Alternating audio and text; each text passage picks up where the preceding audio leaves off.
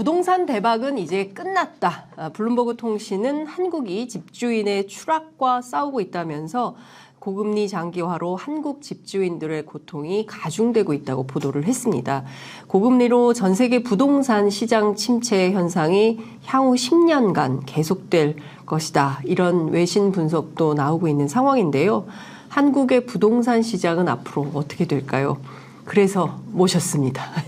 광순의 부동산 이광수 대표 나오셨습니다. 어서 오십시오. 안녕하세요. 네, 반갑습니다. 네. 네, 제가 그래도 일주일에 한 번씩 오밤중에 만났던 사이였는데. 그러니까요. 네. 더 라이브에서 네, 최욱 씨도 못 보고 이광용 아나운서도 못 보고 그러게요. 대표님도 못 뵙고 너무 아쉽습니다. 그러니까요. 예. 장혜장 근데 제가 더 라이브 뵙기 전에 네. 직접 뵌 적은 없었잖아요. 맞아요. 저는 이제 뭐 라디오 같은 데 나오시면 뵀는데 네. 근데 뭐 여러분 다 모르시죠. 직접 뵈면 되게 네. 달라요. 네? 화면하고. 화면하고요? 네. 굉장히 뭐랄까. 어떻게 달라요? 더 선하신 모습. 직접 뵈면. 아니, 얼마나 싸나워 보이면. 어떡해. 굉장히 선하신 모습. 네. 제가요? 직접 네. 뵈면. 아, 정말. 그래서 깜짝 놀랐어요. 갑자기 부끄러워. 처음 뵐 때. 아니, 얼마나 싸납고 못되게 제가 그렇게 했구나. 아유, 아니, 정말. 아니, 저 그런 사람 아니에요. 부드러운. 그렇습니다. 예. 근데 막 정치 얘기하고 이러시니까 좀 맞아요. 이렇게 강한 모습이 예. 보이시죠. 센캐. 네, 근데 센 언니. 근데 직접 뵈면 진짜 부드러운 인상도 좋으시고. 제가요, 예전에 처음 회사 다닐 때 제가 별명이 소심이 언니였어요. 너무 소심해가지고 나서지 못하고 막 그래서 그랬습니다. 그러시구나. 네, 물론 지금은 안 그렇습니다. 어쨌든 실제로 보면 굉장히 다르다는 거. 아, 정말요? 아이, 감사합니다. 네, 아니 뭐 인기가 이광수 의원님 라이브라 왔습니다. 오, 아이고, 네, 감사합니다. 뭐 정말 이광수님 정말 좋아해요. 굉장히 지적이고 선하신 모습이 서로 칭찬하는 분위기 참 좋다고. 네, 역풍이다님 안녕하십니까 하셨고요. 여은님께서는 녹화 방송만 들었는데 오늘은 생방으로 직접 들어보려고 대기 중입니다. 좋습니다. 화이팅 하셨습니다. 네. 예. 그런 여러분 질문도 받아볼 수 있나요? 예. 그럼요. 질문해 주시면. 아우, 정말 너무 좋죠. 그렇게 하죠, 뭐. 네, 쌍방향 커뮤니케이션 너무 좋습니다. 저도 라이브는 처음이요. 거의. 그러신가요? 유튜브에서. 제 유튜브는 일단 없고. 네. 이렇게 라이브로 유튜브 한 건 처음인 것 같아요. 그렇구나. 근데 저는 방송 프로그램들 출연을 많이 하시니까 그 유튜브도 있고 막 굉장히 적극적으로 하시는 줄 알았어요. 꼭 그렇지만은 않다. 예. 그 부동산 좀 여쭤보려고 제가 앞서 이렇게 쭉 뭐 해외에서 보고 있는 얘기들을 전해드렸는데요. 최근에 뭐 한국의 부동산 자산 시장에서 뭐 아파트, 비아파트 간 격차가 커지고 있고 뭐 다시 침체기가 오래 갈 것 같고 뭐 이런 이제 보도들이 나오고 있는데요. 전반적으로 좀 내년 부동산 시장 어떻게 전망을 하시나요? 벌써 이제 하반기라서요. 그러니까요. 일단 한번 정리를 해보고 싶은데, 그러니까 한국의 부동산 시장, 여기서 부동산이라는 건 주택. 네, 주택. 그걸 먼저 얘기해 드려볼게요. 주택이 정확히는 최근 한 8년 동안 가격이 올랐어요. 2015년부터 2021년까지 한 7년, 8년 이렇게 올랐다가 오르다가 지난해 5월부터 올해 1월까지 가격 하락폭이 굉장히 컸습니다. 예를 들면 10억짜리 아파트가 6억으로 빠져요. 너무 단기간에. 그러다가 올해 2월부터 다시 9월까지는 그렇게 6억으로 빠졌던 게 9억으로 다시 오릅니다. 굉장히 빠르게. 이게 시장이 맞는 건가요? 이렇게 갑자기 훅 빠졌다가 훅 올랐다가 이게 좀 불안해 보이는데. 그러니까 장기자님 여기서 저희가 꼭 전제해야 될 건 뭐냐면 시장은 옳다 그르다는 없어요. 그러니까 당위론적으로 판단하면 안 됩니다. 그러니까 주식시장이나 부동산이나 저희가 투자하거나 여러분들이 뭐 투자하거나 내지 말을 할 때는 당위로 접근하면 영원히 내 집 못 사요. 그리고 팔지도 못하고. 그러니까 이거는 시장을 얘기할 땐 당위는 없습니다. 그래서 옳다 그르다는 얘기 안 드릴게요. 그렇군요. 일단. 아니 왜냐하면 정치에서는 늘 옳고 그름이 있거든요. 그게 차이예요. 그게 차이예요. 네, 옳고 그름 반드시 옳고 그름이 있어서 그러네요. 그게 이제 정치하고 제가 이제 정치하는 분들하고 얘기를 요즘에 가끔 해보면 그 지점이 되게 다르더라고요. 그러니까 그게 맞아? 틀려? 이런 순간 답이 없습니다. 시장. 막 옳다 그러다가 부동산 가격이 오르는 게 맞아요? 떨어지는 게 맞아요? 그건 없잖아요. 그렇죠. 그래서 그냥 네. 현상을 받아들이는 건데 일단 그런 상황. 근데 올해 10월부터요. 네. 다시 그러니까 금액으로 이해드리면 더 쉬우니까 10억에서 6억으로 빠졌다가 9억으로 올랐는데 네. 지금 8억 5천 정도로 다시 빠지고 있어요. 다시 빠진다. 네. 예. 그러니까 여기서 되게 혼란스러운 상황. 그러니까요. 자, 여기서 더 빠질 거냐, 아니면 이 상태로 계속 갈 유지갈 거냐, 거냐. 아니면 오를 거냐. 그렇죠. 예. 그런데 뭐 결론부터 얘기 드리면 저는 더 빠질 가능성이 크다. 이제 또 빠지기 시작한다. 네, 그럴 가능성 굉장히 크게 보고 있습니다. 예. 그럼 사실은 그 문재인 정부 때 부동산 정책 이게 뭐야? 어떻게 이렇게 집값이 많이 오를 수가 있어? 부동산 정책 실패했다라고 해서 심판 여론이 굉장히 높았잖아요. 특히 서울 같은 경우에는. 그런 측면에서 보면 시장이 정상화되고 있다. 이렇게 봐야 되는 건가요? 집값 떨어지라고 요구했으니까 떨어졌으니까 좋은 거 아니에요? 이때다 하고 집을 사면 되는 거 아니에요? 그렇죠. 네. 그렇죠. 그래서 이제 그것도 마찬가지인데 네. 또 정책의 효과라는 게 좀 제한적이어서 어쨌든 시장에 큰 흐름도 있으니까 지금은 큰 흐름상 이제 빠지는 국면이다. 그렇게 보고 있고. 네. 근데 왜 빠지느냐를 네. 이제 원인을 찾아야 되잖아요. 네. 이제 두 가지인데 결국엔 이 자산이나 재화 시장은 가격이 빠지는 건 수요가 줄거나 아니면 공급이 증가해서죠. 그죠? 그러면 그렇죠. 가격이 빠지니까. 예. 근데 지금은요. 수요도 감소하고 공급도 증가하고 있어요. 오. 네, 그러니까 하락폭이 더 커질 수 있다는 거죠. 그리고 뭐 신도시 짓는다고 또 막 계속 나오고 있고. 그러니까 제가 오늘 장 기자님한테 계속 뭐라고 그럴 겁니다. 네. 왜냐하면 자꾸 틀린 얘기를 하니까. 재밌습니다. 네. 예. 왜냐하면 신도시는요. 네. 공급이 아니에요. 네, 신도시를 아무리 지어도요. 네. 가격은 오를 수 있어요. 그러니까 여기서 말하는 우리가 유통시장에서 부동산 가격의 공급은 가격을 네. 결정하는 공급은 건설사들이 짓는 아파트의 양이 아니에요. 사람들이 네. 내놓는 매물의 양이라고 해요. 매물의 양. 예. 네. 그러니까 장 기자님 아파트 사러 가시면 어떤 아파트 삽니까? 뭐 제가 살고 있는 동네에서 그러니까 괜찮은- 누군가 갖고 있는 그렇지, 아파트를 사는 거잖아요. 거죠. 예. 그렇기 때문에 공급은 누군가 갖고 있는 매물의 양 이게 많이 나오느냐 적게 나오느냐가 집값을 결정하는 중요한 공급이라는 거예요. 그렇죠. 네. 그래서 제가 공급이 증가해서 집값이 빠질 겁니다라고 말씀드렸으니까 무슨 공급? 매도 물량이 증가하고 있다는 거예요. 집을 갖고 있는 사람들이 팔기 시작했어요. 막 내놓기 시작했다는 그렇죠, 거죠. 그렇죠. 아, 안 되겠다. 여기서 더 떨어지면 안 되겠다. 요때 팔아야겠다. 그렇죠. 예. 그리고 더 오르기 힘들겠구나. 그러니까 가격 전망이 네. 밟지 못하니까. 예. 그러니까 내가 지금 투자 목적으로 집을 갖고 있거나 네. 어쨌든 그렇게 집을 보유하고 있는 사람들이 매물을 많이 증가시키고 있어요. 서울 아파트 기준으로 해서 네. 오늘 뭐 7만 8천, 9천 이렇게 찍는데 예. 이 통계치가 나온 게 2020년도인데 네. 뭐 그러니까 1년 전보다 30%가 증가했고 예. 역대 최고 수준입니다. 그러니까 왜 집을 갖고 있는 사람들이 집을 내놓느냐는 거죠. 그러니까 집값 전망이 좀 안 좋으니까 그런 매물이 일단 증가하는 게 예. 향후 집값 하락을 전망하는 굉장히 중요한 요소입니다. 네. MM님께서 질문 주셨어요. 네, 네, 네. 수원 딸내집 근처로 이사하려고 집을 알아봤어요. 네. 한 달 전에. 네. 그런데 세상에 100채 중에 30채가 매물로 나온 단지도 많더라고요. 와, 맞아요. 제가 사는 서울 아파트도 3,900세대인데, 이분 대단하십니다. 저는 몇 세대인지도 모르는데, 3,900세대인데, 900세대쯤이 매물로 나왔더라고요. 와, 예. 남편이 지금 팔면 사는 건 더 비싸게 산다고 팔고 전세로 살아야 한다고 하더라고요. 그 말이 맞는 건가요? 이렇게 질문 주셨습니다. 일단 네. 두 가지가 이제 말씀드리고 싶은 거. 네. 우리나라가 독특하게요. 이렇게 매물의 양이 변동이 커요. 이유가 뭐냐면 네. 누군가 투자 목적으로 집을 너무 많이 갖고 있어요. 그러니까 서울 아파트를 기준으로 하면 네. 주택을 기준으로 하면 자가 점유율이 43.5%밖에 되지 않습니다. 43.5%. 누가 다 갖고 있어요, 나머지는? 투자로 갖고 있는 거예요. 네. 그러니까 자기 집에 사는 사람들이 40%밖에 안 된다는 거예요. 55%는 집은 한 채 갖고 있지만 그 네. 집에 거주하지 않아요. 전월세를 주고 있어요. 예. 그럼 전월세를 주고 있다는 건 투자로 갖고 있다는 거죠. 자기 집에 살고 있으면 못 팔죠. 그렇죠. 그렇잖아요. 예, 못 팔죠. 그런데 투자로 갖고 있기 때문에 파는 거예요. 이런 비중이 크다는 걸 이 질문을 통해서 여러분들이 아실 수 있는 거고 네. 두 번째는 네.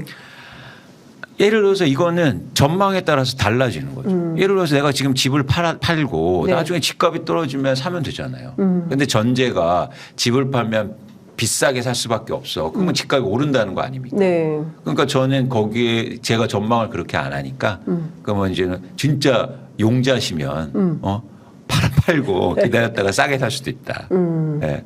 이런 말씀을 드릴 수도 있습니다. 그렇군요. 네. 근데 뭐 지금 또 한 분이 질문을 주셨는데요. 이 질문이라고 하기엔 좀 부탁인 것 같은데 네. 취재 편의점에 격주로라도 고정을 좀 하시려면 예, 이건 좀 좀 제가 다 면고스럽습니다. 예. 갑자기 또 올해의 예상 적자액은 얼마냐 맥락에 맞지 않아서 예, 정민지님 제가 나중에 묶어서 여쭤보도록 하겠습니다. 네. 그래서 제가 좀 궁금한 것은 아까 10억 하던 아파트가 6억 했다가 다시 9억으로 올라갔다가 지금은 8억 5천 정도로 유지가 되고 있다고 하는데요. 10억대 산 사람들이 이거 손해 아닙니까? 엄청나죠. 예. 뭐 6억대 산 사람은 괜찮겠지만, 그렇죠. 예, 이 10억대 산 사람들은 이 피해를 어떻게 오를 때까지 기다리는 수밖에 없는 건가요? 아니면 어떻게 해야 되나요? 만약 이게 또 이것도 전제가 필요한데요. 네. 그러니까 무리하게 대출 받아서 거주하지 않을 집을 샀다면 네. 저는 청산하는 게 맞습니다. 지금이라. 기다리는 게 아니라. 근데 네. 거주가 가능한 집. 네. 그리고 혹시 지금 거주하고 계시다면 네. 파시면 안 돼요. 팔면 떨어졌다고. 네, 그냥 거주하시면 돼요. 그냥 살면 네, 된다. 그러면서 유튜브 보지 마시고 신문 보지 마시고. 아, 저기 유튜브인데. 아니 부동산 유튜브. 아, 부동산 유튜브. 그렇죠. 집값 떨어진다는 얘기 이제 듣지 마시고 스트레스 받으니까. 예. 대신 예. 이자가 많이 들어가잖아요. 그래서 외출 줄이시고 예. 집을 많이 이용하세요. 집 안에서. 네. 그러면 효용 가치가 올라가잖아요. 근데 좀 슬프다.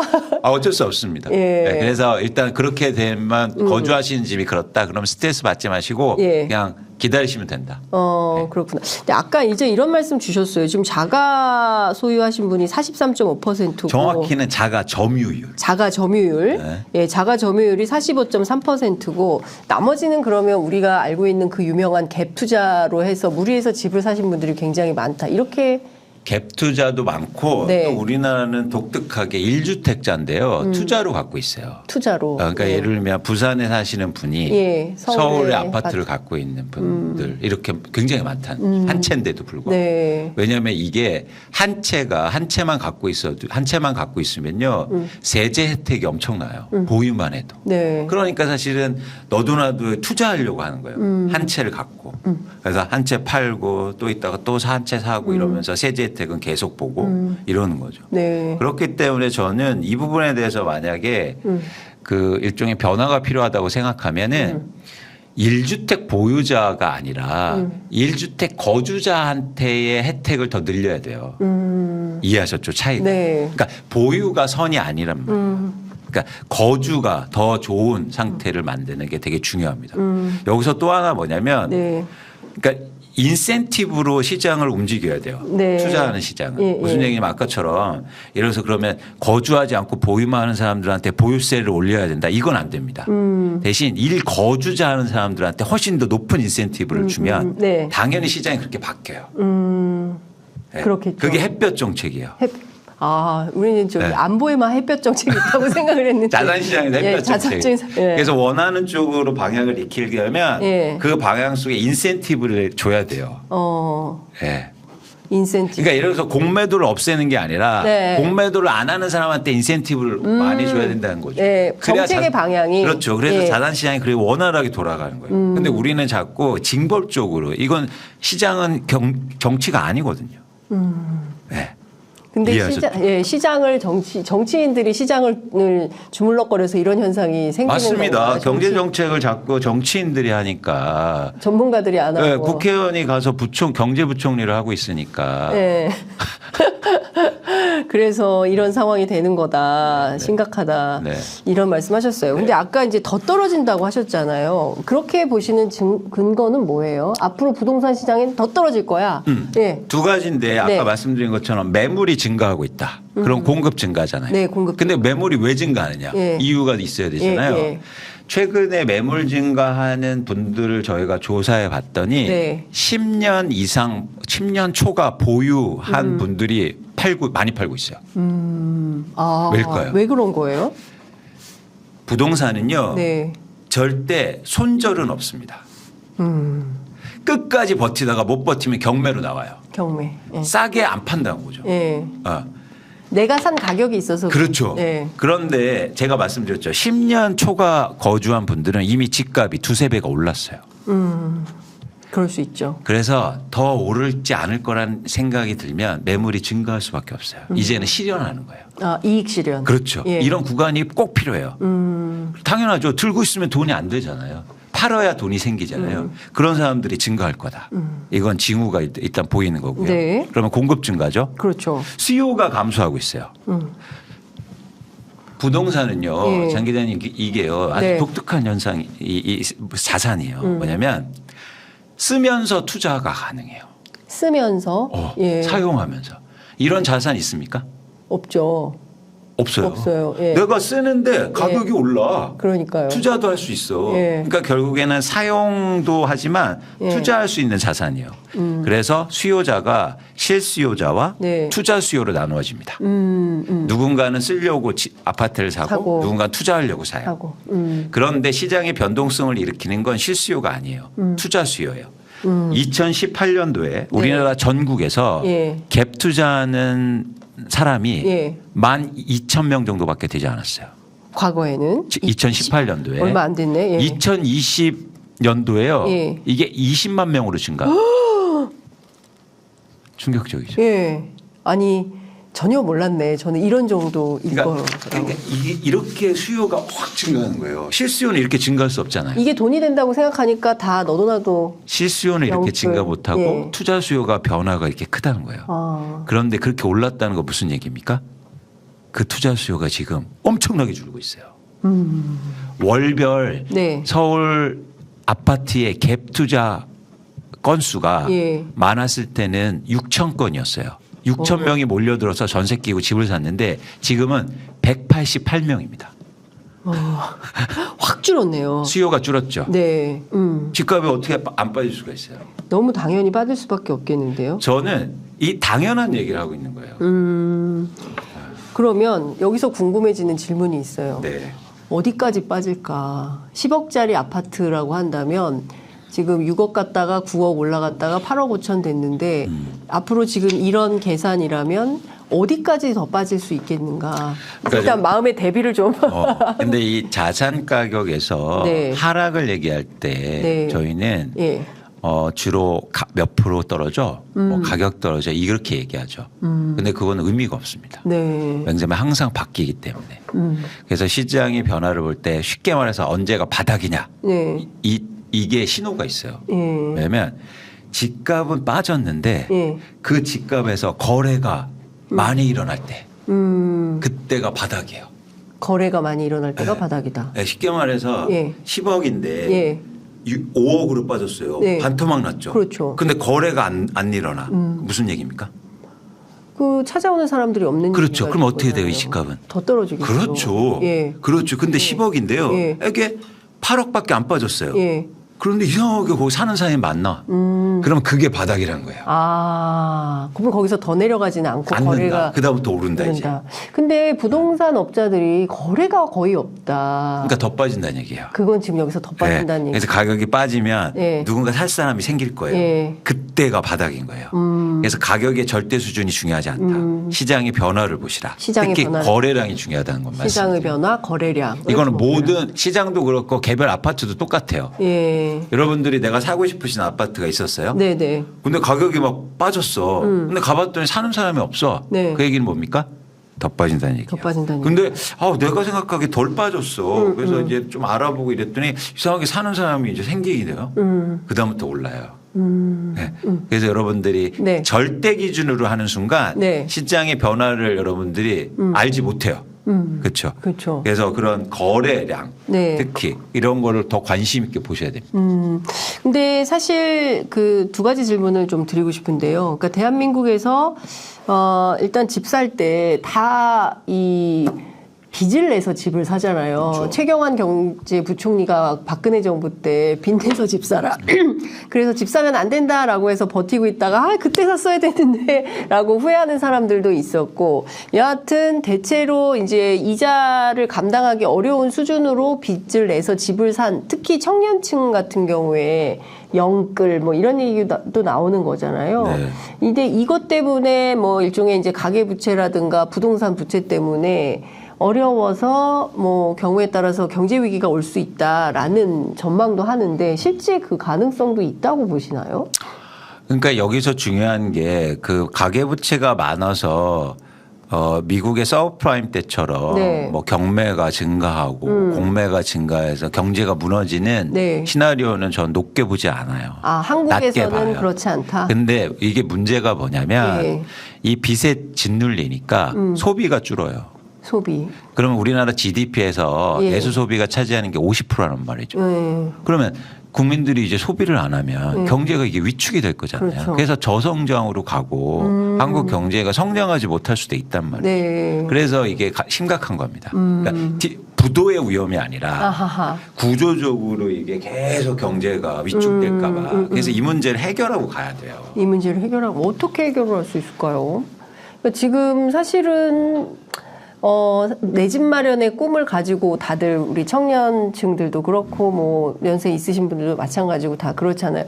내가 서울에 집 한 칸이 없어. 뭐 이렇게 뭐 불안해하시는 사람들도 많이 있고요.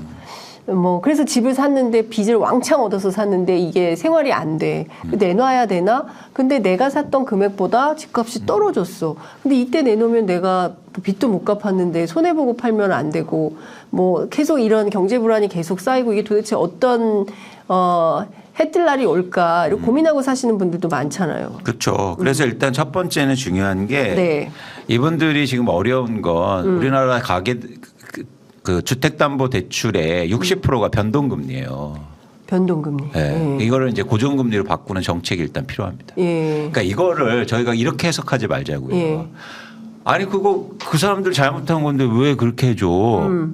아니요. 그렇게 해줘야 우리나라 경제가 좋아진다니까요. 그래서 그렇게 예를 들어서 한계 차주들에 대해서 네. 일단 금리에 영향이 없도록 예. 일단 고정금리로 만들어주고 예. 그걸 전환시킬 수 있습니다. 어. 그래서 예를 들어서 은행한테 횡재세를 거둘 게 아니라 예. 네? 그렇게 바꾸게 하는 거예요. 그래서 수입을 줄이게 해야 돼요. 이해하셨어요? 예. 그러니까 은행한테 세금을 뜯는 게 아니라 예. 이익을 줄이면 되잖아요. 은행의 이익을 줄여야 네. 된다. 그러면 그 사람들 변동금리에서 엄청 이자비용 큰데 네네. 그 이자비용을 덜 내게 하면 수입이 줄잖아요, 은행. 그렇죠. 근데 뭐 애써서 법률 통과하고 왜 뭐 그렇게 복잡하게 싸웁니까? 그 민주당이 지금 횡재세 걷는다고 지금 막 세게 얘기하고 있는데 좋은 거예요? 괜찮은 방향성인데 네. 근데 더 좋은 방법이 있다. 우리가 더 좋은 방법을 찾아낼 거 아니에요. 그러면 은행의 이익을 줄이는 방향으로 가면 될 거 아닙니까? 쉽게 말해서. 그래서 시장 자율 쪽으로. 네. 시장 자율 쪽으로 움직이자. 네. 굉장히 그래서 좋은 아이디어인 것 같아요. 예. 네, 그래서 첫 번째가 그거고 두 번째는 이런 것도 있을 수 있죠. 진짜 한계 차주인데 네. 그러면 정부에서 지분 공유제를 할 수도 있어요. 지분 공유제. 네, 그래서 예를 들어서 지금 주택연금 같은 경우에도 뭐 어르신 세대 같은 경우에 이렇게 해서 거기서 연금을 받았잖아요. 네. 근데 젊은 세대도 만약에 연끌해서 가계부담이 크다 이러면 일분의 지분을 정부에 맡기고 정부. 예. 네, 정부에 맡기고 예. 그렇게 해서 나중에 뭐 가격이 오르거나 이러면 그 돈으로 또 그러니까 왜 중요하냐면 이게 네. 지금 그 젊은 세대는 그 집에서 평생 살 게 아니에요. 또 이사 가죠. 가고요. 그러면 만약 그 집을 네. 정부가 이제는 그러면 지분공유제 정부가 보유하게 되면 자연스럽게 네. 공공주택이 생기거든요. 생기는 거잖아요. 그러면 또 다른 이제 그렇죠. 주거 취약자한테 그걸 임대해주고 이런 걸 네. 만들 수 있다. 우리나라가 주택 정책이 안 되는 가장 큰 이유가 네. 땅은 좁은데 공공주택이 너무 적어요. 또 하나 네. 좋은 공공주택이 적어요. 좋은 공주택. 네, 그렇죠. 다 좁고 막 맞아요. 예. 이상해요. 뭐 15평 뭐 이런 작은 아파트들. 그런 시대가 아니에요. 예. 그러니까 제가 강조하는 건 뭐냐면 네. 지금 한국의 경제 정책은 부동산 정책은 예전처럼 네. 그러니까 노무현 대통령께서 국회에서 연설할 때 처음 초선 때 이런 네. 말씀하시잖아요. 당신은 배골고 배고픈 사회 없애고 싶다. 이 말씀하시잖아요. 네. 근데 지금 그런 시대는 아니에요. 물론 절대 빈곤 세계가 있지만 사실은 지금은 배골문 세대를 없애는 캐치프라이즈가 아니라 네. 이제는 돈을 벌고 버는 사람들을 많이 만들어 주겠다가 돼요. 아, 돈 버는 사람을 많이 만들어 주겠다. 네, 중산층을. 중산층을 확대한다. 네, 이런 그렇죠. 정책이어야 돼요. 예. 그러니까 막 복지가 아니라 네. 부를 확장시키는. 부확장. 예. 네. 그러니까 그런 측면에서는 사실은 우리나라가 그 공공주택을 주택 시장 안정을 위해서 공공주택을 많이 마련하는 게 되게 중요한데 네. 유통 시장에서 그런 방식을 통해서는 공공주택 마련이 가능하거든요. 그래서 뭐 이게 갑자기 부동산 시장 하다가 네, 정책으로 갑자기 정책으로 가는데. 어쨌든 그런 정책도 필요하다 이런 네. 말씀 드립니다. 광수쌤을 국회로. 정치하는 얘기가. 입법을 좀 제대로 해주세요. 아, 그러시면서, 10,000원을 보내셨어요. 와. 네, 감사합니다. 예. 그 출연료에 보태겠습니다. 아니, 이 편의점 와갖고 제가 출연료 많이 받으면 안 됩니다. 왜 그러십니까? 네, 광수쌤 너무 훌륭한 해결책들. 아, 매불쇼 안 보고 여기역을 잘했다. 환영합니다. 예, 저희가, 매불쇼가 매불쇼 때문에 안 되는 걸로, 예. 최욱 씨가 너무 인기가 많아가지고 저희가 이제 어려운 걸로 그렇게 하고 넘어가도록 하겠습니다. 네.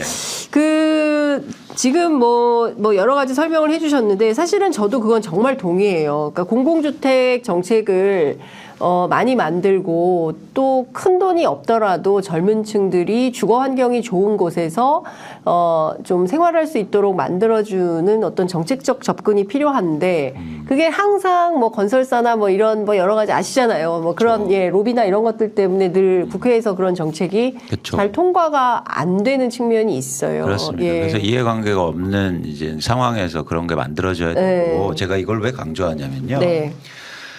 공공이 훌륭한 나라는 이기심과 불안이 적어요. 무슨 얘기냐면 네. 스위스는 고급차가 잘 안 팔립니다. 왠지 아세요? 왜 그래요? 버스가 벤츠거든. 예. 사람이 별로 없어요. 예. 벤츠를 타는데도. 예. 근데 우리나라는 어떻습니까? 이렇게 끼고 김포 분들 우리가 이해하셔야 돼요. 이해해요. 김포 골드라인 제가 타봤는데 네. 죽는 줄 알았어. 근데 그거 타면서 무슨 생각하시겠습니까? 네. 장 기자님. 네. 내가 진짜 돈 벌어갖고 벤츠 살 거야. 이런단 말이죠. 그렇죠. 맞습니다. 공공이 좋아야 사람들도 덜 싸우고 네. 그리고 질투나 불안도 적어지는 사회가 돼요. 우리나라가 고급차가 제일 많이 팔려요. 왜요?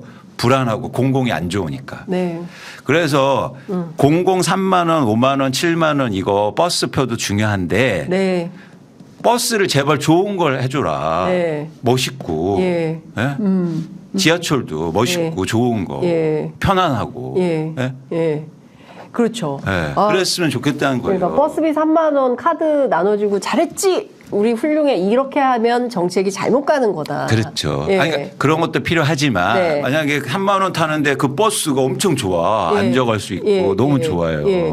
그러면은 그게 없어지잖아요. 불안하고 네. 차 꼭 사야 돼. 맞아요. 좋은 차 사야 돼. 빨리 그거 뭐 9인승 사갖고 버스 전용 차선 타야 돼. 뭐 이런 네. 욕심들이 네. 덜해진다는 거죠. 그러니까 지금 정말 저는 동의하는데 저도 3년 동안 중국에 살다 왔잖아요. 중국에 엄청나게 비싼 차들이 많아요. 맞아요. 중국 사람들도 비싼 차 좋아하고 이제 한국 차를 되게 웃기게 알아요. 그래서 중국 사람들 부자들은 전부 벤츠, 뭐 BMW도 별로예요. 예, 이런 식이에요. 맞아요. 예. 서로 막 경쟁하고, 예, 경쟁하고. 그리고 막 뽐내고 예. 이게 바로 공공이 열악하기 때문에 나오는 맞습니다. 거예요. 중국도 그렇거든요. 예, 중국도 별로 정부를 믿는 신뢰하는 사회가 아니에요. 그래서 어떻게든 그 각자 도생 뭐 이런 시스템인데 우리는 그래도 저는 문재인 정부를 거치면서 상당히 좀 그런 공공을 확장하는 방향으로 간다고 생각을 했는데 다시 또 이게 그렇죠. 예, 거꾸로 가고 있고 역행하고 있어서 점점 이게 아비규환해서 독자 생존하고 예. 서로 싸워서 이기고 막 맞아요. 예. 막 이게 좀 안타깝죠. 허허 실실님께서 지하철 많이 좋아졌습니다. 이렇게 하셨어요. 그럼요. 대한민국 지하철 너무 좋죠. 더 좋아진다. 더 좋아져야 된다. 근데 최근에 정책 중에 진짜 웃긴 정책이 뭔지 아세요? 네. 지하철에 의자를 없애겠대요. 저는 그 진짜 반대합니다. 예. 있을 수 없는 일입니다. 의자 없애서 더 많이 태우겠다는 거예요. 제 진짜 한심한 정책이라고 생각합니다. 예, 바로 나온 지하철 좌석 없앤다잖아요. 이렇게 바로 말씀하시는데 이거는 진짜 그냥 사람들을 짐짝 취급하는 거예요. 그래서 전 제안이 또 하나 뭐냐면 이제는 그런 공공이나 교통들 좋은 걸 만드는데 네. 이게 출퇴근 시간 한꺼번에 몰리는 게 또 문제잖아요. 그렇죠. 그래서 저는 공기업이나 공무원들 10시 출근제 하자. 분산해야 된다. 예, 맞아요. 네, 예, 퇴근도 마찬가지죠. 네, 그래서 좀 이게 과밀하다 이런 거 좀 하려면 이렇게 유연하게 출퇴근 시간 조정하면 너무 좋을 것 같아요. 네. 그 제가 보기에 정말 정치하라고 요구가 많은 이유가 있네요. 다양한 고민이 있으시네요. 우리 아니 이거는 정치를 제가 시각을 보는 게 아니라 예. 시장과 그리고 이렇게 그 차원에서 보기 때문이에요. 네. 그러니까 그 관점을. 하여튼 지금 한국의 부동산 시장은 생각보다 어둡다. 이런 전망을 하시는 거고 투자 목적으로 막 부동산 사려고 하는 사람들이 있다면 그것은 좀 그렇죠. 그럴듯한 게 아니다. 그렇죠. 예, 시장을 좀 보면서 움직이시라. 그리고 또 내 집 마련하시는 분들도 네. 좀 지켜보시면 좋겠고 네. 그런데 이제 전 어둡다고 생각하지 않아요. 전 지금 밝은 얘기를 하고 있어요. 밝은 얘기. 예, 왜냐하면 예. 자산 가격이 떨어진다는 건 좋은 일이에요. 누군가 내 집 마련할 수 있잖아요. 그렇죠. 그렇죠. 예. 그래서 여러분들이 집값 떨어지는 걸 불안하고 막 안 좋네라고 받으시 마시고 이게 내 집 마련을 할 수 있는 좋은 시기가 오구나. 네. 이렇게 받아들여야 된다고. 네. 이것 좀 여쭤볼게요. 전세 사기 문제가 뭐 특별법도 만들고 하긴 했지만 당장 직접 직면한 분들, 피해자분들은 해결은 하지만 이것 때문에 아파트 말고 빌라 뭐 이런 데에 안 들어간다. 옛날에 90년대에 그런 거 있어요. 빌라 들어갔다가 집 못 빼. 그런 일들이 있었거든요. 90년대 후반, 2000년대 초반에. 다시 지금 이런 상황이 오고 있는 거 아닌가? 그렇죠. 예. 그래서 지금 빌라나 다세대 주택 같은 경우에 전월세 특히 전세 같은 경우에 예. 거의 지금 네. 시장에서 뭐 거래가 안 되고 있는 거의 좀 심각한 상황이거든요. 예, 예. 불안하니까 예, 그렇죠. 그런 분들이 또 많아지고 예. 그래서 이게 약간 그러니까 주택 시장의 불균형을 만들고 좀 있어요. 임대차 시장에. 예. 왜냐하면 빌라가 전세가 안 나가니까 예. 오히려 아파트의 전세가 좀 더 올라가고. 올라가는 예, 예. 뭐 이런 현상들이 예. 일시적으로 나타나는데 예. 근데 저는 사실은 그런 시장 변화는 일시적이라고 봐요. 왜냐하면 전세 가격이 그럼 더 떨어질 거잖아요. 네. 그렇죠. 네. 그러면 누군가 그 전세를 또 살게 될 겁니다. 네. 그리고 모두 다 임대인들이 사기꾼들은 아니에요. 예. 예. 근데 요령이 있어요. 여러분 이제 임차인 입장에서 요령이 있습니다. 예, 어떤 임대인을 봐주셔야 되냐면 일단 그 집이 예. 최소한 한 두세 번은 새 집일수록 위험성이 커요. 이해하셨죠? 새집일수록. 예. 예. 근데 빌라는 오래되면은 너무 지금 하자보수 비용이 더 들어가요. 이런. 그러니까 너무 오래된 건 말고 예, 예. 최소한 그래도 두세 번은 전세가 돌아간 빌라가 안전하다. 그런 주인이 갖고 있는. 예, 예. 그러니까 그 주인이 갑자기 새로 한 주인은 아니고 예, 예. 그 주인이 계속해서 예. 전세를 이렇게 하면 그 전세 가격이 떨어지면 네. 괜찮다고 보는 거죠. 하여튼 그러면 지금 상황에서 보면 두세 번 돌아간 전세를 들어가는 게 그나마 혹여라도 뜯길 이런 위험성은 줄어들 수 있다. 그렇습니다. 예. 그렇습니다. 그래도 근데 어쨌든 지금 빌라는 그래도 좀 저렴한 편이니까 빌라를 사는 건 어때요? 이건 좀 기술적인 테크닉. 기술이 들어가야 되는데요. 네. 이제는 빌라가 네. 투자 가치가 있어요. 네? 이 투자 가치. 이유는 네. 갖고 있는 땅이 많아서요. 그렇죠. 왜냐하면 아파트는 20층인데 네. 거기 한 채에 땅이 몇 평 갖고 있겠어요. 그렇죠. 예. 근데 빌라는 기본적으로 뭐 3층, 5층 하니까 그 네. 밑에 땅이 많을 거잖아요. 예, 예. 땅 지분. 그래서 땅을 보고 투자하는 거예요. 그러면 건물이 어때야 됩니까? 좀 오래돼야죠. 오래돼야죠. 예. 그래서 제가 예를 들어서 통계적으로 보면 예.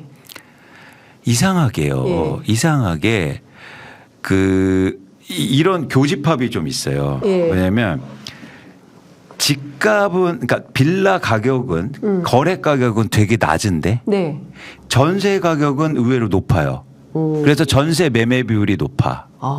근데 노후화율이 굉장히 커요. 네. 이런 집은 어떨 가능성이 큽니까? 개발 그렇죠. 가능성이 높은. 왜냐하면 집값은 떨어졌는데 네. 전세가 버티어줬다는 건 위치가 좋다는 얘기예요. 지하철이 가까워. 맞아요. 그렇죠. 네. 그다음에 동시로 노후가 많이 됐으니까 네. 이건 언젠가 돼요. 된다. 그래서 가격이 떨어졌을 때 예. 이런 거 관심 가지시면 이런 건 제가 잘 얘기 안 하거든요. 어디 가서 좀 싸 보여. 근데 중요한 거는 저희 그 편의점 갑자기 이렇게 되면 어떻게 되냐면 공인중개사가 되고 그분들 비하하는 게 아니고 네. 이제 그렇게 상담하는 데 돼버려서 그러니까 저는 그 분야는 잘 몰라서 그건 이제 가까운 공인중개사 분들한테 여쭤보시면 우리 이광수 대표님 얼굴이 빨개지셨어요. 그건 이제 저보다 너무 잘하시는 주변에 공인중개사 분들한테 여쭤보시면 제가 그분들이 훨씬 더 잘 알려주실 겁니다. 전문가들이시니까. 네, 제가 보기에는 저희 그 편의점의 주 시청자분들께서 별로 그런 투자에는 관심이 없으신 분들인 것 같아요. 이게 그래서 저는 정치나 막 정책에 대한 관심들은 많으신데 내가 직접 투자자 이런 분들은 별로 없으신 것 같아요. 아니 이것도요. 제가 어디 최근에 정치 유튜브에 갔더니 이런 말씀하시더라고요. 이렇게 뭐라고 하죠? 그거 이렇게 그러니까 예를 들어서 뭐 민주당이라면 민주당 쪽으로 표를 끌어와야 되잖아요. 그걸 뭐라고 하죠? 민주당 표를 끌어온 매표? 매표? 아니 무슨 작업한 뭐라고 하지? 작업? 그러니까 작업? 어쨌든 중도층이면 이렇게 끌어와서 우리 편으로 만들어야 되잖아요. 근데 거기서 맨날 정치하려고 하면 안 됩니다. 좋은 주식 알려줄까요? 이런 순간 끝나는 거예요. 그래서 여러분들 이거 잘 하셔야 돼요. 이런 투자에 대해서. 그렇구나. 내가 어디 집 사는지 알려줄까? 빌라 투자 방법 알려줄까? 이러면 끝나는 거예요. 이런 방법을 바꿔야 된다. 그러니까 이 정치 유튜버 다 반성들 하십시오. 맨날 와서 막 정치하고 맨날 뭐 누구 욕하고 옳고 그르니 그러니까 확정성이 안 생기는 거예요. 제가 지금 얼굴이 후끈달아. 저희 얘기를 하는 것 같아가지고 맨날 옳고 그름만 따지는 이런 얘기만 하고 있어서 갑자기 창피하다라는 생각이 좀 듭니다. 네, 여하튼 이게 다 사람들 사는 문제거든요. 네, 그렇죠. 사람들이 한국 사회에서 만족감과 행복감을 느끼면서 모두가 좀 평화롭게 살 수 있는 세상을 만들자. 뭐 이런 차원에서 정치 유튜브도 하고 막 이러는 건데 그래서 제가 보기엔 대표님 같은 분의 이런 명쾌한 해설 이런 게 좀 중요하다라는 생각이 좀 듭니다. 얼마 전에 신문 보도를 보니까요. 경제지에 이런 게 나왔더라고요. 부동산 PF 부실화가 한국 경제에 잠재적 위협이 될 거다. 이런 전망이 나온다는데요. 실제 터지면 IMF 금융위기로 가는 거냐 이런 우울한 전망까지 나오고 있습니다. 그런가요? 여러분들이 부채를 보실 때 중요한 전제가 필요합니다. 그 부채는 두 종류가 있어요. 하나는 원화 부채와 그리고 외화 부채예요. 그래서 우리가 그러니까 경제 위기가 오려면 외화 부채 문제가 생겨야 돼요. 그러니까 원화로 된 부채는 막아낼 수 있어요. 그런데 그게 예를 들어서 일시적으로 경기 위축을 가져오거나 뭐 시장의 혼란을 가중시킬 수 있죠. 그런 측면에서 부동산 PF가 위험합니다. 부동산 PF 때문에 우리나라가 망하진 않는다는 얘기예요. 그 대신 굉장히 위험할 수도 있다. 지금 부동산 PF가 133조 원인데요.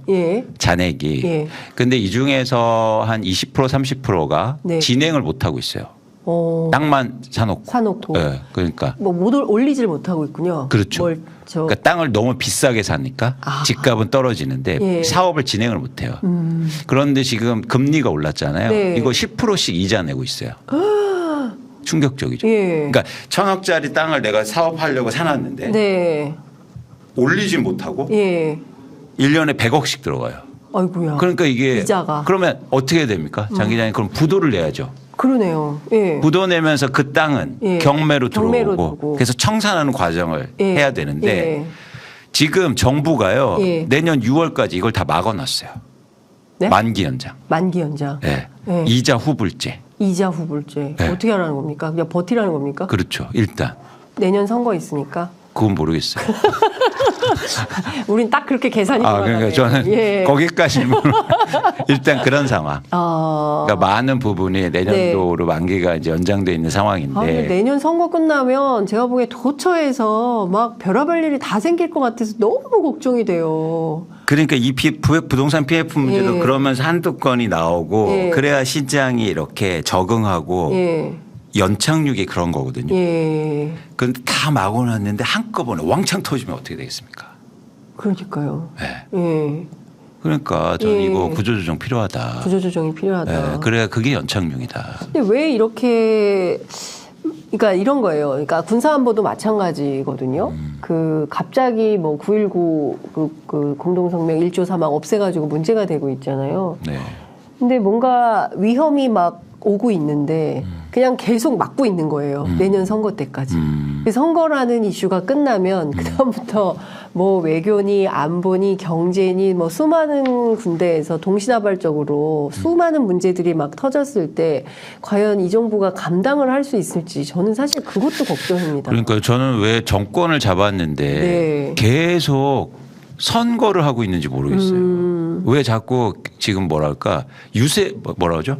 이 선거 기간에 막 이런 네, 거 있잖아요. 캠페인 하는 거요. 그걸 네. 왜 지금도 하고 있는지 모르겠어요. 정권을 잡았잖아요. 그러니까 정권을 잡았으면 그 정권을 어떻게 운영할 건지 국정 운영의 목표를 정하고 거기에 맞게 국정 운영을 하면 되는데 그건 됐고 자 내년 선거 매일매일 지금 선거철이에요. 맞아요. 계속 그래서 너무 선거 피곤해요. 너무 피곤해. 계속 선거예요. 네. 정책이나 이런 걸 해야 되는데. 그러니까요. 그래서 저는 이해 잘 안 되더라고요. 그 내년 선거에 정책이라고 내놓은 게 있습니다. 김포의 서울시 편입. 예. 그래서 김포 사람들 제가 직접 현장 취재 갔었거든요. 우리 서울 되면 집값 오를 것 같아요. 그 말을 많이 예. 물어보세요. 예. 물어보시죠. 당연히. 제일 관심 있어요. 그리고 오를 것 같아요라고 전망하세요. 예. 확신. 예. 우리 서울 되면 집값 올라. 최소한 몇 %는 오를 거야라고 기대하세요. 올라요? 최근에 김포 그 고촌 네네네. 그 지역에서 아파트를 분양했는데 예. 미분양이 났습니다. 이게요. 시장이 이런 거예요. 장 기자님 이런 예, 거죠. 예. 왜냐하면 요즘에는 어디 사세요 물어보면 성남이라고 얘기하지 않아요. 분당이요. 예. 판교요. 판교. 강남하라고 얘기하지 않아요. 저 반포요. 압구정이요. 이렇게 얘기해요. 맞아요. 서울로 이름 바뀐다고 해서 거기에서 누군가 비싸게 집을 산다? 이제 동을 물어보는 시대인데 그게 이 트렌드에 맞지 않다. 네. 그런 생각. 물론 집을 갖고 계시면 오르면 좋겠죠. 네. 근데 그게 오르는 게 아니잖아요. 누군가 사줘야 될 거 아니에요. 그렇죠. 사주는 사람들은 그렇게 판단한단 말이에요. 무슨 동에 살아요? 이렇게 물어보는 시대예요. 요즘 네. 소개팅하면 네. 무슨 동 살아요? 이렇게.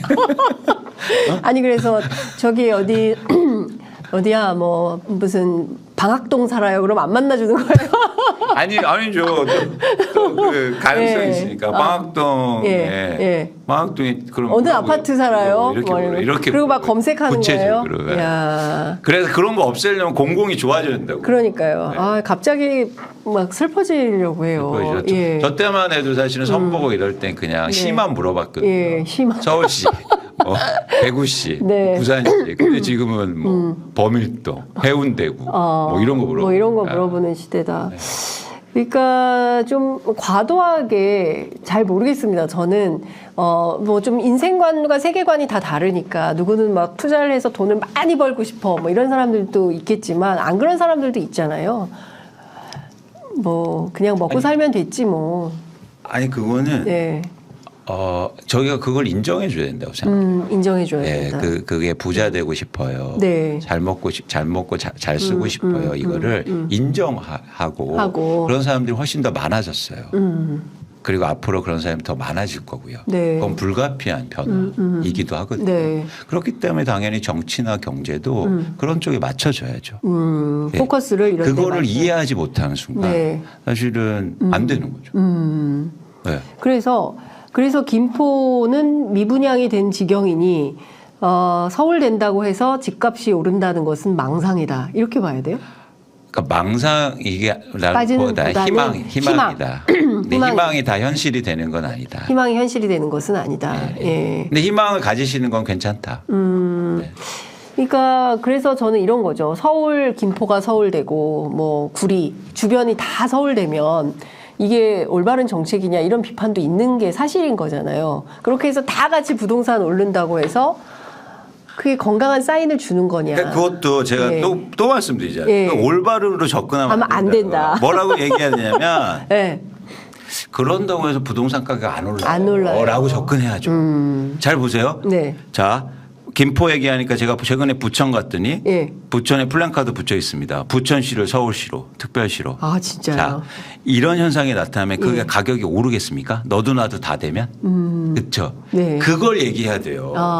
옳다 그르다로 하는 순간 싸움이 돼버린다고요. 싸움다. 그러니까 이거 분석해봐서 그런다고 해서 부동산 가격 안 오릅니다. 합리적으로 얘기하고 그게 시장이고. 네. 그러면 그 주민들은 그럼 다른 얘기를 할 거잖아요. 그럼 내 실익이 뭐지? 부동산 가격 안 오르면? 이게 했더니 뭐 세금도 주네. 우리한테 주는 교부세도 주네. 네. 뭐 이런 얘기들을 하게 될 거고. 그럼 서울에 편입된다고 부동산 가격 안 오르면 다른 얘기들을 할 거잖아요. 네. 그렇게 해야 된다는 거죠. 그래요. 근데 지금 댓글에서 어떤 분들이 어떤 얘기를 하고 계시냐면, 집값이 오르면 다주택자들만 좋은 건데 한 채 가진 사람들한테 무슨 이익이 있겠냐 이런 얘기도 있고요. 요새 어디 산다고 물어보는 게 아니라요. 몇 동 사냐고 물어보는 세상이에요. 맞습니다. 동네 계급화. 맞아요. 예, 이렇게 심각하죠. 네, 등촌동 주공 아파트 뭐 이렇게 올려주신 분도 계시고요. 그리고 뭐 평수부터 물어봐요. 그리고 전세 사기로 집값이 너무 많이 오른 거 아니냐라는 얘기도 주고 계시고요. 빈집들이 지금 넘쳐나고 있는데 이런 거에 대한 대책이 있는지 뭐 이렇게 뭐 얘기를 합니다. 100만 채의 빈 공간? 뭐 이런 말씀 주고 계십니다. 네. 네. 묶어서 좀 여쭤볼게요. 뭐 다른 철학적인 뭐 이런 공공 뭐 이런 얘기는 뭐 더 많이 얘기를 해도 의미가 없고 지금 저는 서울하고 지역 간의 가격 격차가 굉장히 크잖아요. 그렇죠. 네. 근데 이거는 해소가 안 될 것 같은데 어떻게 전망하세요? 그러니까 이 상태로 가면 해소가 네. 안 되죠. 격차는 더 커질 거고 네. 문제가 더 심각하니까 예. 이제 지역 균형 발전 네, 이슈가 필요한 거고. 네. 그러니까 지금은 어떻게 하냐면 심지어 지방이 안 좋으니까 네. 지방은 다주택자를 허용하자는 정책을 해요. 사실 이건 아니죠. 예. 그게 근본적인 원인이 아니고. 예. 그 지역이 경제가 좋아지고 인구가 많아져야 집값이 오르는 거잖아요. 그렇죠. 그러니까 부동산은 여러분들이 예. 좀 보셔야 될 게 후행적입니다. 후행적이다. 네, 그러니까 사람들이 막 몰리고 경기가 좋아지고 그 지역이 그래서 가격이 오르는 거거든요. 교육이든지 뭐든지. 네, 예. 그냥 거기 가서 사람들이 산다고 해서 오르는 게 아니라 그래서 그런 차원에서는 지방의 경제라든가 네. 인구를 분산하는 예. 그런 정책들을 하면 자연스럽게 그 지방의 뭐 부동산 가격도 좋아지고 예를 들어서 격차도 줄게 되겠죠. 네. 그런데 저희가 이제 노무현 정부 때 참여정부 때 그 지방의 그런 혁신도시나 기업도시들을 만들었잖아요.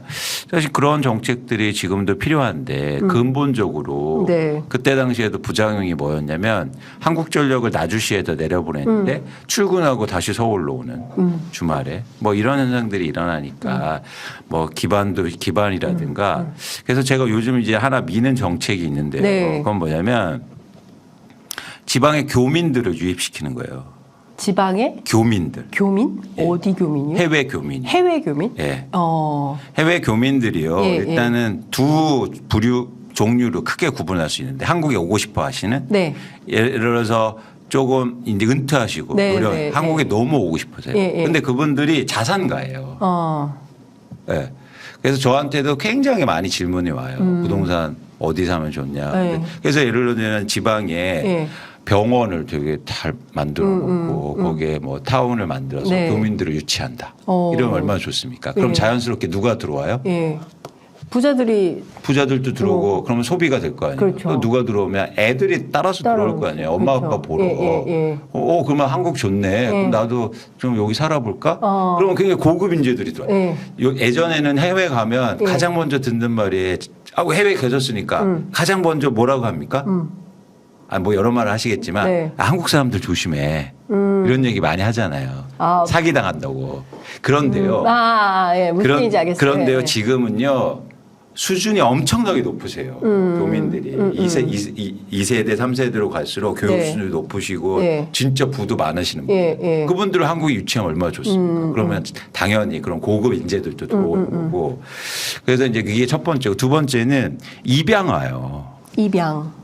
우리나라가 아직도 입양을 엄청나게 많이 하는. 맞아요. 이거 저출산 국가인데 말이 안 되잖아요. 해외 입양하고 있어요. 그래서 해외 입양아들 보면 이게 국적이 손실된 분들 많거든요. 그 젊은 분들 네. 저는 지방에 이런 데 유치하면 좋겠다. 그러면 자연스럽게 새로운 인구가 네, 유입되고. 유입되고. 그러면 거기에 산업도 되고 뭐 병원들 만들어서 전 이런 방법들을 좀 네. 새로운 방법들을 많이 도입해서 서울에 있는 사람을 억지로 지방 가서 살아라. 네. 그럼 안 되잖아요. 안 되죠. 그렇죠. 예. 다른 방향성. 이게 일본에서도 쓰고 있는데 일본은 도요다가 네. 공장을 지방의 공장이 없어지잖아요. 예. 전기차로 예. 바뀌어되면서 그 공장을 폐쇄하면서 거기에서 엄청나게 큰 예를 들어서 그 R&D 네. 이런 연구단지를 만드는데 네. 그런 쪽에 있는 기술자라든지 엔지니어라든지 이런 분들이 오면은 주택을 무료로 제공해 줘요. 기업에서. 기업도 그렇고 정부에서. 그러니까 같이 합작으로. 합작으로. 예. 엄청 좋지 않습니까? 그렇죠. 예. 그래서 지금 외국인들이 그런 엔지니어들이나 기술자들이 일본으로 많이 가고 있어요. 오. 그래서 일본이 지금 좋아지는 그런 이유이기도 해요. 일본이 굉장히 뭐랄까 굉장히 침울하고 네. 그런 분위기였거든요. 네. 그래서 그런데 최근에 그런 분위기가 동네마다 있으면 좀 활력이 생길 것 같다는 생각이 좀 드네요. 주가가 우리도 30년 만에 지금 최고치입니다. 그러니까요. 네, 그러니까 이게 안타깝죠. 일본이 바뀌고 있어요. 그래서 저는 이게 예. 지방 균형 발전을 예. 강제로 이렇게 막 떼어내고 이런 것보다도 네. 물론 일정 부분의 그런 것도 필요하지만 이렇게 좀 혁신적으로 과거에 없던 정책들을 도입하면 좋겠다. 그리고 우리는 너무나 이런 분들이 계시다. 네. 좋은 일종의 대한민국 입장에 다 예. 자산이죠. 맞아요. 이런 분들을 끌어올 수 있다면. 예. 아니 근데 이런 분들이 가면 일단 뭐 우리나라 사람들은 언어에 대한 막 그런 게 있잖아요. 그래서 영어가 됐던 중국어가 됐던 뭐 다른 나라 언어를 이런 인력들이 와서 뭔가 뭐 인프라를 만들면 좋겠다. 그렇죠. 예, 좀 엄청 다른. 그렇죠. 예. 근데 또 사실은 지역에 아까 어느 댓글에 그런 글도 있던데. 지역에 좋은 인프라가 갖춰져 있으면 뭐 병원이 좋고 뭐 이러면 가겠는데 지역에 살아도 병원 한번 가려면 그냥 서울까지 와야 되니까 여기 살 수가 없다. 그러니까 제가 언젠가 EBS 보니까 경남 산청인가 사는 학생인데 우리 동네는 스터디 카페가 없어요. 그게 뭐예요? 이렇게 묻는 거죠. 그런데 서울은 수도권에서는 차고 넘치는 거잖아요. 그러니까 이게 문화 격차 그다음에 뭐 사회 격차, 교육 격차 이게 너무 심한 거예요. 그래서 막 억지로 뭐 산업은행 부산으로 내려가. 그러니까 산업은행 사람들은 반발하고 세종시 처음 갈 때도 그랬거든요. 공무원들이 과천에서 새벽 5시에 버스 타고 쭉 와요. 그다음에 또 오후가 되면 그 버스 타고 다 서울로 가고 그래서 세종시가 공각기공대 같다 이런 얘기를 했었어요. 옛날에 저 처음 출입했을 때 세종시 처음 이제 청사 들어섰을 때 그랬었거든요. 근데 지금 그런 꼴로 억지로 하고 있는 건데 말씀 주신 대로 원하는 사람들을 가게 하는 정책을 그렇죠. 하면 좋겠다. 그렇죠. 그래서 예. 아까 인프라 말씀드렸는데 인프라도 수요와 공급이 같이 가야 돼요. 네. 그래서 인프라만 먼저 하고 수요를 기다리는 건 리스크가 크잖아요. 네. 그래서 수요하고 공급을 같이 이렇게 마련해 주면 훨씬 더 원활하게 되겠죠. 네. 알겠습니다. 시간이 이제 다 돼서, 아이고, 벌써 54분 네, 세상에. 네. 예, 아이고. 딱 가네요. 그러니까요. 다 여쭤보지도 못했는데. 근데 지금 네. 뭐 선거 앞두고 부동산 공약이 없다. 이런 보도가 또 나오더라고요. 여야 정치권에 부동산 공약이 없는 이유가 있습니까? 괜히 잘못 꺼냈다가 못 먹을까 봐? 부동산을 회피하고 있는 거죠. 그리고 예를 들면 야당은 부동산에 대한 두려움이 있으니까. 야당은. 네, 그리고 뭐 여당도 뭐 이거 괜히 건드려봤자. 네. 근데 저는 시장이 안 좋을 때 좋은 정책들을 많이 내놓을 수 있거든요. 어떤 정책들이 있을까요? 그러니까 아까처럼 공공주택을 확보한다든지 예를 들어서 뭐 세제도 마련할 수 있고 그렇기 때문에 오를 때는 정책을 만들기 힘들어요.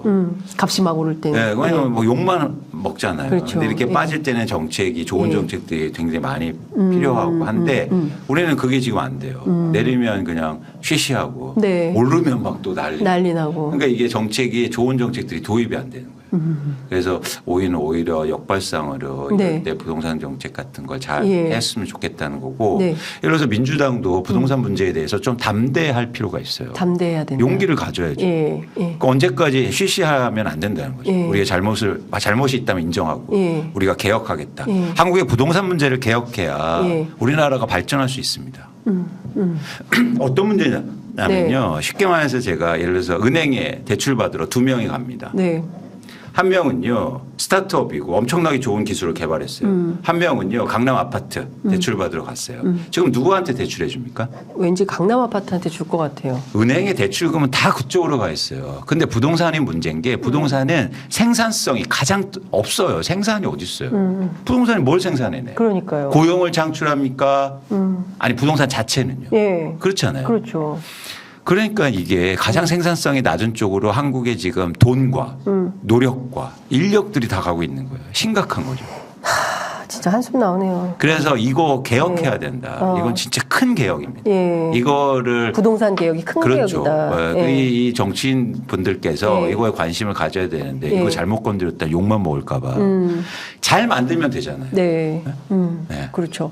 와, 제가 지금 그 이광수 대표님 같은 전문가들을 좀 모셔다가 정책 토론도 좀 하면서 새로운 발상의 전환 같은 게 필요한데 혹시 민주당에서 뭘 좀 도와달라고 요구나 있습니까? 정의당이 됐든 국민의힘이 됐든?